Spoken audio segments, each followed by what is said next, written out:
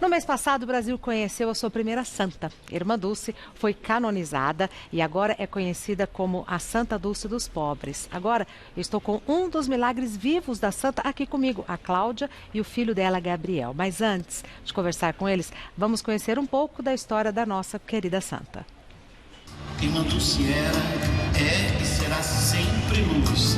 Uma luz maravilhosa, uma luz imensa, uma luz santa de amor e bondade. Maria Rita de Souza Brito Lopes Pontes. Seus feitos de caridade e ajuda aos pobres a tornaram mundialmente conhecida como Irmã Dulce, o anjo bom da Bahia. Nascida em Salvador em 26 de maio de 1914, desde muito jovem, Irmã Dulce dedicou sua vida à religião e à assistência aos doentes e necessitados. Sua fé e devoção a transformaram em uma das religiosas mais populares do Brasil. Após falecer aos 77 anos, em 13 de março de 1992, Irmã Dulce passou a receber orações de seus devotos pedindo por ajuda, e ela intercedeu. Na cidade de Itabaiana, em Sergipe, as orações à religiosa teriam cessado uma hemorragia da devota Cláudia Araújo, que padeceu durante 18 horas após dar à luz a seu segundo filho, Gabriel. Após todo o processo do Vaticano, esse milagre foi reconhecido. Em 22 de maio de 2011, Irmã Dulce foi beatificada e passou a ser reconhecida como Bem-aventurada Dulce dos Pobres. Para ser canonizada e se tornar santa, seria preciso mais um milagre reconhecido, o que ocorreu em 13 de maio deste ano pelo Vaticano. O milagre anunciado era a cura do maestro soteropolitano José Maurício, que perdeu a visão em 2000 e voltou a enxergar 4 anos depois, após fazer uma oração para a Beata. La Beata Dulce Lopes Pontes, al secolo Maria Rita, nacque em Brasília. José Maurício, que recebeu o milagre, foi ao Vaticano para acompanhar a cerimônia e recebeu a bênção do Papa Francisco durante a missa de canonização, que aconteceu no mês passado, em 13 de outubro, com as presenças da cantora baiana Margarete Menezes, o padre Antônio Maria e o sanfoneiro cearense Valdones. No altar, eles cantaram a música oficial da canonização. Considerada a primeira mulher nascida no Brasil que teve milagres reconhecidos, agora podemos aclamar a nossa primeira santa, chamada de Santa Dulce dos Pobres. Que emocionante, né? Muito. Muito emocionante. Estou aqui com a minha colega Mariana Godoy. Oi, obrigada por ter vindo. Receber. A Cláudia e o filho dela, Gabriel. Vocês estavam lá no Vaticano no dia da canonização? Não estavam, não. Estavam em Salvador. Acompanhando de Salvador? É. Ah, E foram na Fonte Nova no dia 20, que também teve uma cerimônia. Tem que ter uma cerimônia pro pessoal baiano que conheceu mesmo, né? Sem a dúvida. Santa Dulce, que viu de perto aquela freirinha que vivia esmolando pelas ruas, como me disse um taxista quando eu cheguei. Não que seja menos importante estar acompanhando a Fonte Nova, mas a informação que eu tinha é que vocês estavam no Vaticano, me perdoem. Qual foi a emoção de acompanhar ali com todo mundo este momento da história? Olha, foi muito grande, né? Foi muita emoção. Me emocionei muito, meu filho também, né? Assim, de ver do nada, de uma mulher tão pobre, né? Tão frágil e se tornar o que ela se tornou, né?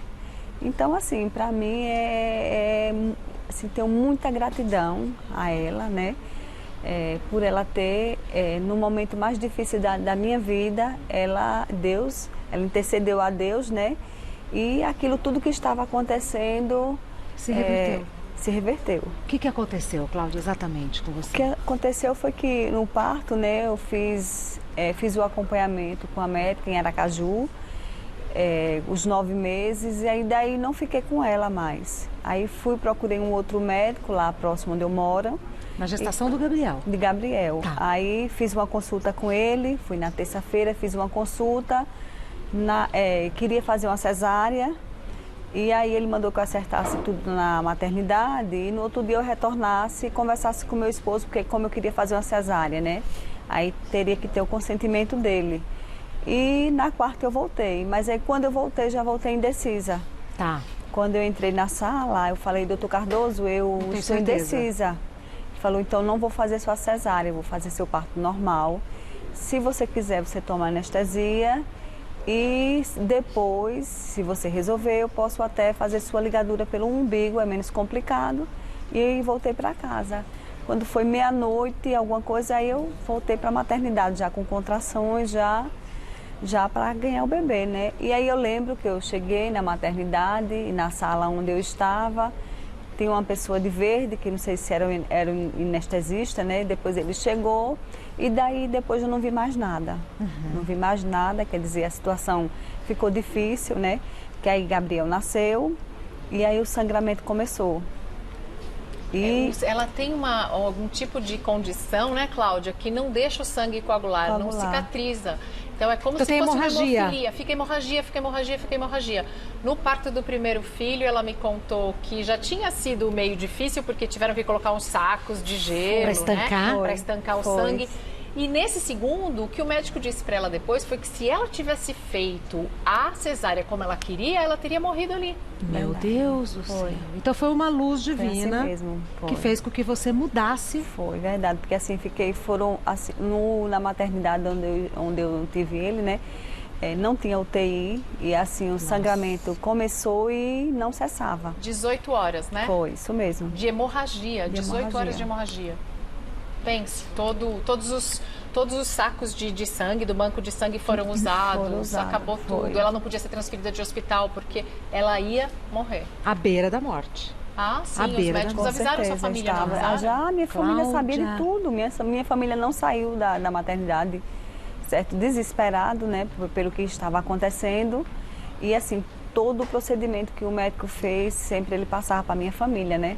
E assim, chegou um momento mesmo que ele já não sabia o que fazer, que já tinha desistido. Já tinha desistido, que aí eu fiz normal, depois tive que tirar meu útero, né? Passei por uma cirurgia, depois ele teve que fazer uma outra, que aí o anestesista falou, e ela vai suportar. Faz uma cauterização, não funcionava. Faz a retirada do útero, respondia. Não funcionava. Faz isso, nada funcionava. Passou por 3 cirurgias, não foi? 3 cirurgias. Ô Mariane, e essa história foi uma das histórias que você foi pesquisar e tal para elaborar o seu livro? Para fazer o livro, os livros sobre a Irmã Dulce já estão escritos. A biografia da Irmã Dulce já está escrita. A Irmã Dulce faleceu, eu tinha 22 anos. Gostaria muito de ter tido a oportunidade de conversar com ela mesmo. Não tive essa oportunidade. A Maria Rita, que é a sobrinha dela, que hoje cuida das obras sociais da Irmã Dulce, tem um livro também. Esse ano saíram outros livros. Então, existem algumas opções de biografia da Irmã Dulce. Para fazer meu livro, eu fui procurar conversar com quem conviveu com ela para saber como era a vida de fé. Eu queria saber o que ela fazia. Por exemplo, a Irmã Dulce rezava muito, mas ela tinha uma voz bem baixinha, então ela estava sempre em oração, ela andava com um rosário, um terço dentro do bolso, do hábito, e estava sempre rezando Ave Maria, rezando o Pai Nosso, rezando... O tempo todo, O tempo todo. Ela passava na visita dos doentes, estava sempre com a mão, rezando o tercinho dela. Sempre rezando o tercinho. Ela só rezava em voz alta quando ela ia do hospital para a escola Santo Antônio, que aí fica um pouquinho mais distante, aí ela ia orando com o motorista do carro. Então ela se permitia fazer isso em voz alta, mas ela não tinha também muita capacidade pulmonar. Muito fragilzinha, né? Quando a Cláudia diz que impressiona a tamanha força de uma pessoa tão frágil, Irmã Dulce, quando tinha 70 anos e cuidava de toda a administração do hospital, ela pesava 38 quilos. Ela era bem pequenininha e com aquele pulmão que não deixava respirar direito. E dormia pouco e comia pouco. Comia super pouco, tomava café com leite, pão com manteiga. Ela gostava, eu falei com as irmãs que viveram junto com ela um bom tempo, ela gostava de um biscoitinho que chamava Poca-olho. Aí eu falei, que biscoitinho é esse? Traz aí para experimentar o biscoitinho. É tipo de um sequilho, só que ele é oco por dentro, então quando você põe na boca ele faz poc. Nada. Mas é uma delícia. E eu fui conversar com essas pessoas para saber. Então ela orava todos os dias, era uma vida de muita oração. Ela recebia comunhão todos os dias, se confessava sempre. Ela tinha um padre. Era uma vida de fé, o tempo todo. De religiosidade praticada, assim, intensamente. Você vê as imagens da Irmã Dulce, ela tá meio curvadinha, assim, parece que ela tá levando a cruz, né? É verdade. Ela está levando a cruz, está ajudando Jesus a carregar a cruz. O tempo todo. E a gente não tem registro dela, pelo menos não que eu conheça, sem ser usando o hábito. Sempre. No livro da Maria Rita tem algumas fotos da família, tem algumas fotos da infância. Então tem uma foto dela aos 18 anos, que foi quando ela foi para o convento, com o cabelo comprido. Então tem a foto da menina com o cabelo comprido, tem. Essa imagem deve ser linda. Quando ela ainda era menina, essa daí, ó. Olha... Ela Que bonitinho. parece... Ela manteve o olhar, né? Exatamente. Manteve o mesmo Eu ia falar, olhar. parece com a irmã Dulce em alguma coisa, é no olhar. Aí ela estava com 18 anos. É. A partir daí, todos os registros já é dela como religiosa. Dela como religiosa, ela não tirava o hábito. E sabe o que foi legal? Depois da beatificação, porque para ser santo precisa de 2 milagres confirmados pelo Vaticano. E ela Tá. só foi santa nessa velocidade rápida, assim, nesse processo que durou só 27 anos, quase menos de 30 anos, é pouco Sim. para se transformar em santo. Porque os milagres foram rápidos, sem nenhuma explicação científica, assim, não tem nada que cientificamente possa comprovar por que a Cláudia, por que foi estancada a hemorragia, por que ela sobreviveu, por que ela acordou do jeito que ela estava. Quer dizer, não tem comprovação científica, mas tem a comprovação médica de que, de fato, o milagre aconteceu, porque o Cláudio está aqui. Cláudia está aqui, Com o sem Gabriel, uma explicação médica saudável. que justifique Exato. o porquê disso ter acontecido, né?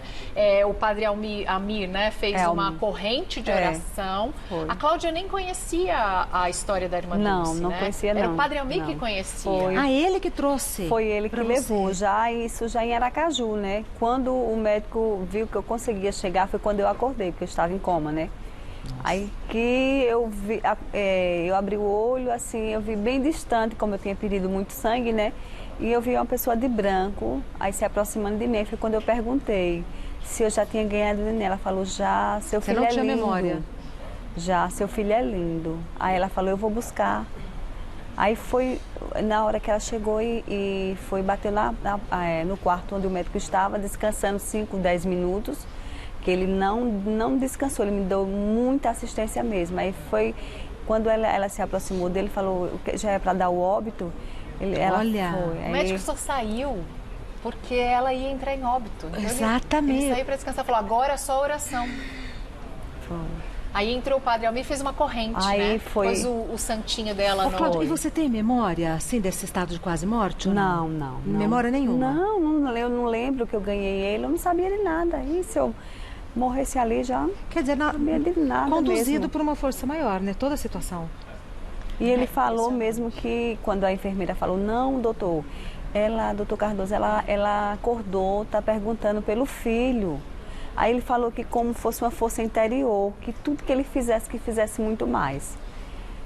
Aí eu sei que chegou o momento dele me encaminhar para uma outra maternidade em Aracaju. Porque assim, meus rins já tinham parado, eu fiquei muito inchada. Meu Deus. Ela já do estava céu. entrando em falência dos Exatamente. órgãos. Quase você foi mesmo. Quase mesmo. Ai, quase Gabriel, mesmo. que aflição. Quando é que você ficou sabendo Ele dessa fica só história, quieto, né? Ele fica só quieto prestando atenção. Soube com o tempo. Depois ela me contou e é muito difícil, né? Te constrange ouvir essa história? Sim, até me emociona. É. Me emocionou lá no dia da canonização. da Fonte Nova. Me emocionou demais. Só tenho que agradecer a Deus e a ela. A sua mãe não queria que você ficasse traumatizado, não queria que você achasse que foi culpa sua, né? Ela falou, ai, não contei pra ele por um tempo. De medo, né? de medo Porque de não queria traumatizar. traumatizar, mas não é culpa de ninguém, não. É até uma Ele veio como uma É, bênção, né? verdade, Ele veio é, como uma bênção. é. A gente continua conversando, eu peço que vocês me esperem um minutinho. A gente já acha nas livrarias, Mari? A gente já acha nas livrarias, mas deixa eu te dizer um Diga. outro milagre de Santa Dulce. Porque o livro foi lançado dia 24 de outubro.